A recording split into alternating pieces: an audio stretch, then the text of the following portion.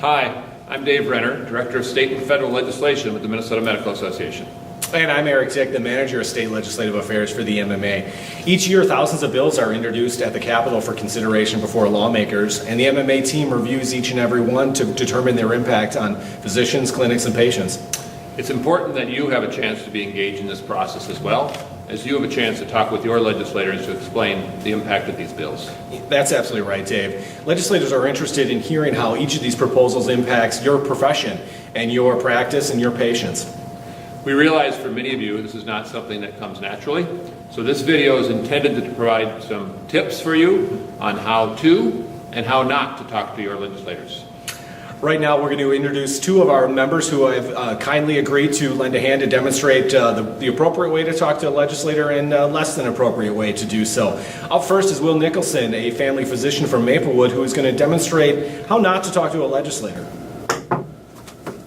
Congressman Will Nicholson, nice to meet you. How are you doing today?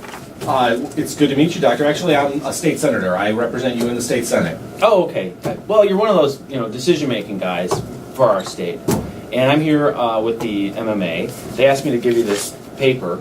I'm a family doctor, and I work at the University of Minnesota, and we need more funding for MERC. And if you don't know what that is, it's medical education for training doctors. As you know, becoming a doctor takes a long time. It takes a lot of school, and it costs a lot of money, and we need more money. Well, thank you, Doctor, for sharing that. I don't sit on the health committee, so I'm wondering if maybe you might walk me through this document and what you're seeking this year at the state senate. Sure. Well, it's pretty straightforward. I'm a professor, and I train future physicians, and if we don't do this kind of thing, and get more money, I won't be able to keep being in your district. I'll have to move to somewhere cheaper and less affluent, and I won't be able to make donations to your campaign anymore. Well, thank you, Doctor, for sharing that. We leave the campaign stuff out of the Capitol. We like to talk about the issues before us. The campaign work will come when it comes. But again, help me understand how this impacts Minnesotans. How does this impact our neighbors? Well, I think the main thing is just that, now that we have Obamacare, that you got to fix that too. But we need a lot more family doctors, and so we got to train them. And this is, I think you gotta read it, because it takes a long time to figure out some of this stuff. And I'm just trying to give you some advice on how to help Minnesota be healthier, going in the future.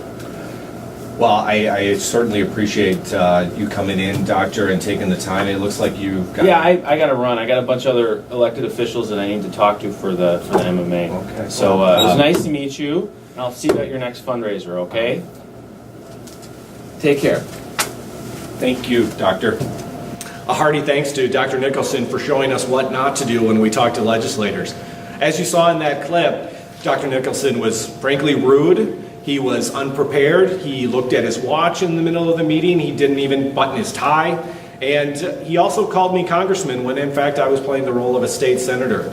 In our next clip, Dr. Lisa Matson from Boynton Health Services will interact with Dave Renner, who is playing the role of a state representative. Hello? Hi, Representative.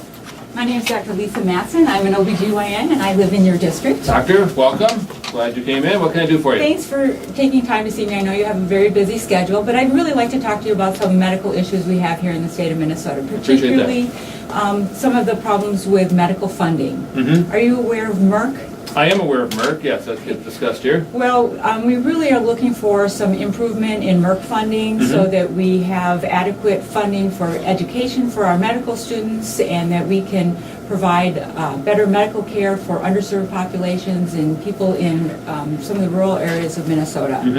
I'm an OBGYN in the state, and right now we are seeing that there are fewer OBGYNs going into rural areas because of funding issues and reimbursement issues.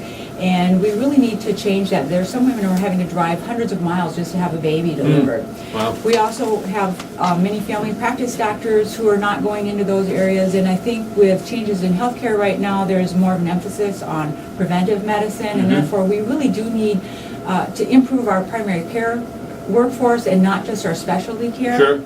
Right now, the average medical student is graduating with more than $200,000 worth of debt, which Wow. makes it very difficult for many of them to consider a primary care specialty. They're going to be able to pay back their loans better if they go into specialty care. And it'd be nice to have some improvement in loan forgiveness so that we can encourage more young physicians to go into these primary care areas. You know, Doctor, you make some good points. A lot of my colleagues around here are worried about spending too much. How do you respond to them when they say, why should we be spending on medical education as opposed to some other areas of the state budget?